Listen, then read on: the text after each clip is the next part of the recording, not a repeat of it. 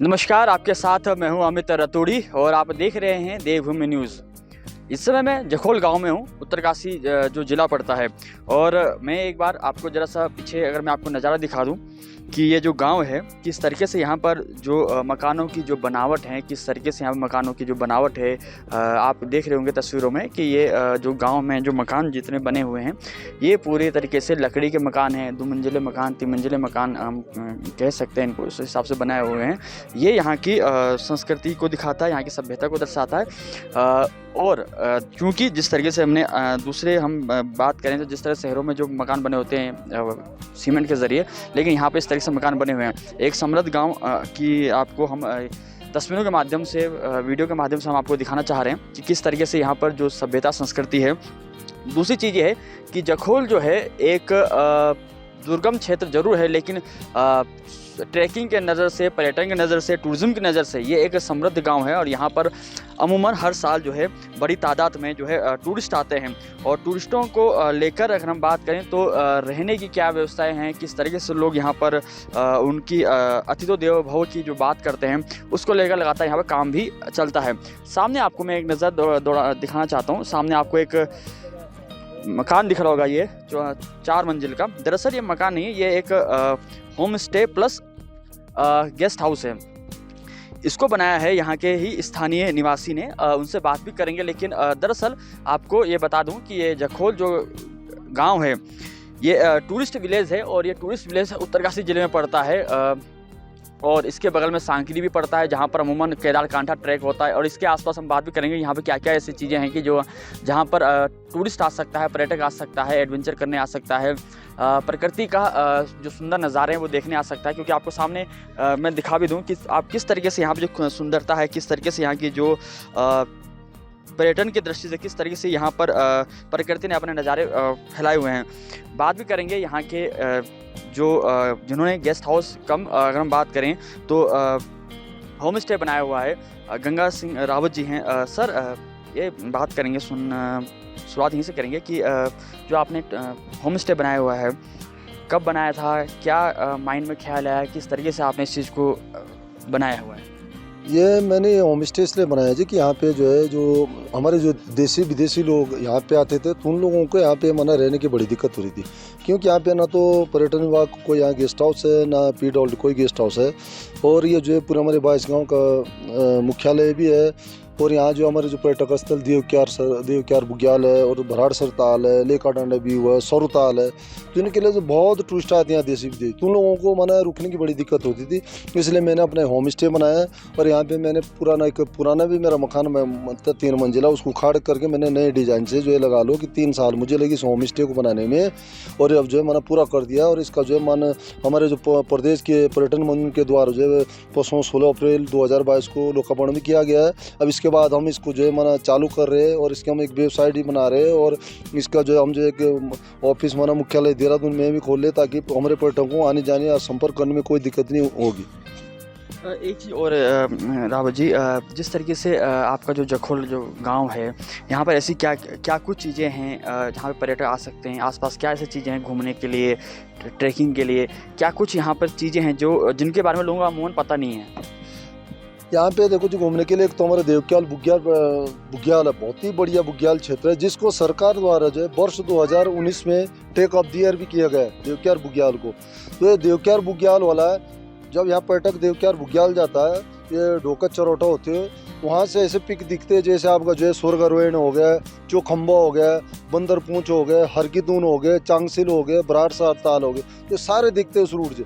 और एक हमारा ये भराड़ सरताल है जो हमारे हिमाचल और उत्तराखंड की बाउंड्री में लगा है, वो भी बहुत ही अच्छा पर्यटक स्थल है। इसके साथ हमारा लेका डांडा हो गया। और एक हमारा जो है केदारकांठा हो गया, जहाँ जो है प्रत्येक वर्ष जो है हजारों के लाखों की संख्या में जो है देश विदेशी लोग आते, वो पूरे 12 महीने यहाँ पे जो है पर्यटक आते जाते रहते हैं। है कि जिस तरीके से आपने स्वरोजगार शुरू किया है, जिस तरीके से आपने अपना होम स्टे बनाया है, किस तरीके से आप सरकार की योजनाओं को किस तरीके से आप देखते हैं कि सरकार की योजनाओं को आप जिस तरह से स्वरोजगार को लेकर हम बात कर रहे हैं, होम स्टे को लेकर बात कर रहे हैं हम, किस तरह से आप इस योजना को देखते हैं? नहीं, इस योजना को हम इसलिए देख रहे हैं कि माना ऐसा है, स्वरोजगार की बात यह है कि अगर हमने होम स्टे बनाया तो इस पर हमारे जो देशी विदेशी पर्यटक लोग आएंगे तो उस पर कुछ लोगों को माना ऐसा है घोड़े का काम मिलेगा, जो हमारे पर्यटक स्थलों को जाएंगे यहाँ से, इस गांव से, तो कुछ लोगों को घोड़े का काम मिलेगा, कुछ लोगों को माना खच्चर का काम मिलेगा, किसी आदमी को जो है डंडी कंडी डालने का मिलेगा, किसी को जो है माना गाइड का काम मिलेगा, किसी को पोटर का काम मिलेगा, और कुछ लोगों को जो है माना जैसा माना हमारे जो लोकल कल्चर के कोई कपड़े बनाते हैं, फर्जी है या कोई हमारी लोकल टोपी है या हमारे यहाँ के वेशभूषा कोट है या यहाँ पचीड़ी बोलते हैं या ढांटू, वो कुछ पर्यटक माना वो लोग यहाँ से उन चीज़ों को भी लेके खरीद के जाते हैं, जिसमें हमारे जो ग्रामीण लोग हैं जो यहाँ पे बनाए जाते हैं उनको भी इसका फ़ायदा होगा।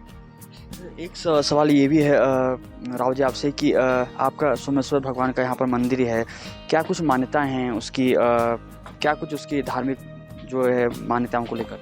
नहीं, हमारे सोमेश्वर जो महादेव है ये पूरे हमारे 22 गांव के, जिसका मुख्यालय यहाँ जखोल में है, और हमारे जो सोमेश्वर देवता है इनके पास बहुत अच्छी वो क्या शक्ति, जब हमारे क्षेत्र में रीति रिवाज के अनुसार हमारे पूर्वजों ने कहा कि ये देवता के अगर हमारे पास जब सूखा बढ़ता है माना तो फसल के लिए बारिश नहीं होती, तो बारिश भी देता है हम लोगों को, हम जगाते हैं पुजारी को, और अगर कभी माना ज़्यादा बारिश होती है तो हम जो हमारे सोमेश्वर देवता के पुजारी उनको झुलाते हैं, फिर वो माना बारिश को कम भी कर देता है।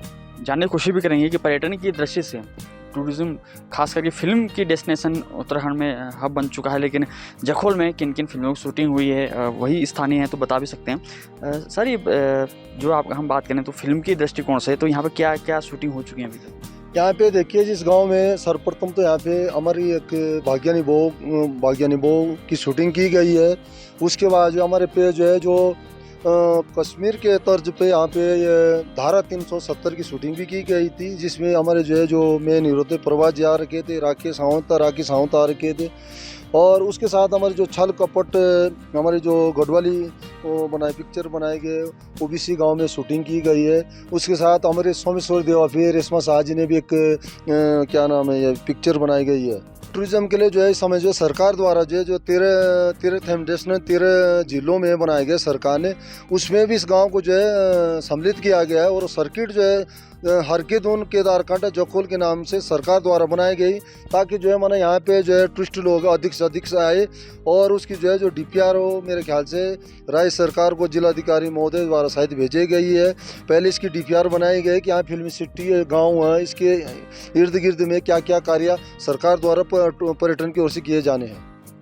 सवाल आखिरी है कि जिस तरह से जो और भी लोग हैं, क्योंकि हमारा उत्तराखंड पहाड़ी क्षेत्र है और यहाँ पर अपार संभावना है पर्यटन को लेकर, एडवेंचर को लेकर, टूरिज़्म की जिसकी हम बात करते हैं अपार संभावना है। सरकार भी लगातार अपनी योजनाएं लगातार बताती रहती है स्वरोजगार को लेकर।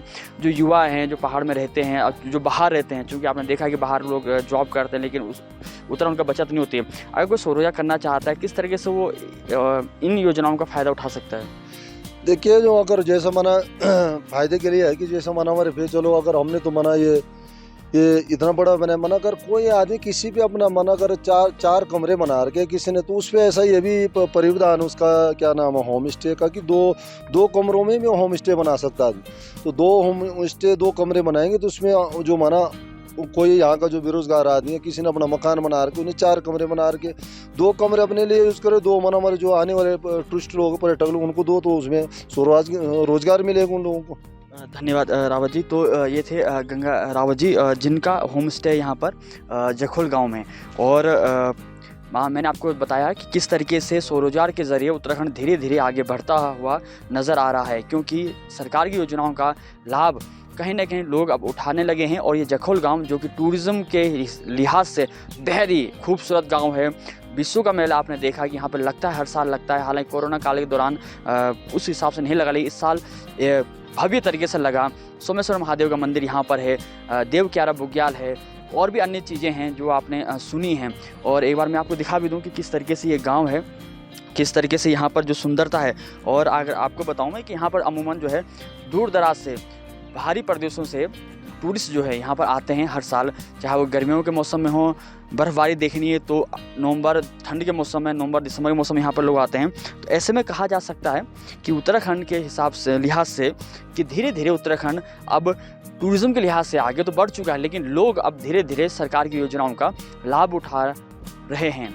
देवभूमि न्यूज़ से जखोल गाँव उत्तरकाशी से अमित रतूड़ी की रिपोर्ट।